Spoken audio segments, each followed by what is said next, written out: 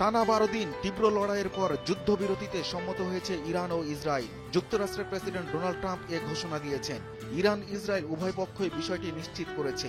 এতে হঠাৎ করে বিশ্বজুড়ে বিনিয়োগকারীদের কাছে নিরাপদ আশ্রয় বুলিয়নের চাহিদা কমেছে, ফলে বড় দরপতন ঘটেছে স্বর্ণের। ইতোমধ্যে 2 সপ্তাহের মধ্যে সর্বনিম্নে নেমে গেছে মূল্যবান ধাতুটির দাম। বার্তা সংস্থা রয়টার্স জানিয়েছে 24 জুন আন্তর্জাতিক বাজারে স্বর্ণের মূল্য হ্রাস পেয়েছে 1.5%।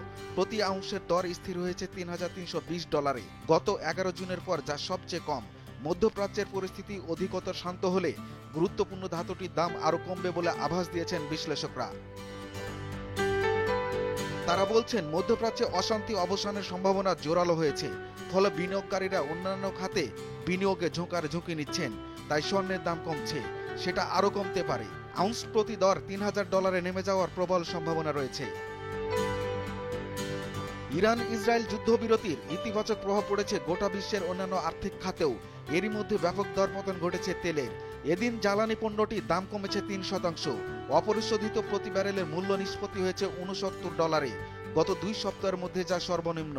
মূলত মধ্যপ্রাচ্যের দেশগুলো থেকে সরবরাহ স্বাভাবিক হওয়ার আশায় এ নিম্নমুখিতা দেখা দিয়েছে। ইরান ও ইসরায়েল যুদ্ধবিরতিতে রাতারাতি মান কমেছে মার্কিন ডলারের। প্রধান বৈশ্বিক মুদ্রা সূচক নিম্নমুখী হয়ে দাঁড়িয়েছে 98। এ প্রেক্ষাপটে ইউরোর দাম বেড়েছে 0.2%। ইউরোপিয়ান ইউনিয়নের মূল মুদ্রাটির দর নিষ্পত্তি হয়েছে $1.1602। জাপানের কারেন্সির মূল্যমান বৃদ্ধি পেয়েছে 0.77%। প্রতি ডলার বিক্রি হচ্ছে 145 ইয়েনে। গত 6 সপ্তাহের মধ্যে যা সর্বোচ্চ। তবে গোটা বিশ্বে শেয়ার বাজার চাঙ্গা হয়েছে। আমেরিকার S&P 500 সূচক ঊর্ধ্বমুখী হয়েছে 0.9%। প্রযুক্তিভিত্তিক নাসডাক ইন্ডেক্স ঊর্ধ্বগামী হয়েছে 1.1%। ইউরোপের স্টক 600 সূচক বেড়েছে 1.4%। এশিয়া প্যাসিফিকের MSCI এর বৃহৎ সূচক ঊর্ধ্বমুখী হয়েছে 2.2%। জাপানের নিক্কেই ইন্ডেক্স বৃদ্ধি পেয়েছে 1.1%। দুরুল হক, ভোরের কাগজ।